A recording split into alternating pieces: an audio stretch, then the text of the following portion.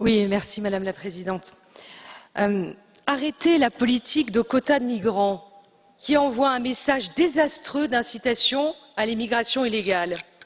Je me suis rendue dans les camps de réfugiés au Liban et en Jordanie. J'en ai mesuré la portée.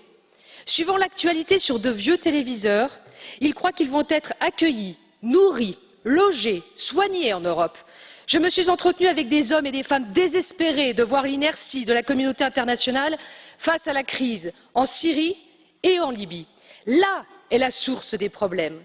Contraints à des conditions de vie difficiles, certains préfèrent tenter la traversée de la Méditerranée au péril de leur vie. La réalité n'est pas le rêve que vous leur laissez espérer. La photo du petit Elan a ému le monde. Combien d'enfants ont perdu la vie la semaine dernière en mer dans l'indifférence générale?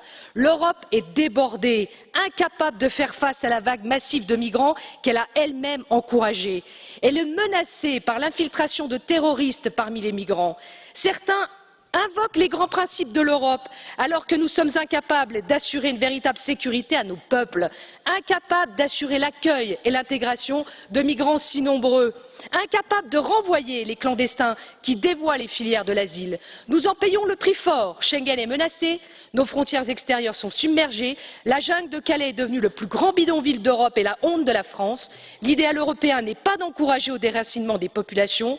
Notre aide financière doit être judicieusement orientée pour être efficace vers le Liban, la Jordanie, les organisations humanitaires pour maintenir les migrants dans leur creuset culturel. Si vous ne voulez pas que nos peuples européens se tournent vers le populisme, arrêtez de favoriser une politique qui les déstabilise et qui les inquiète.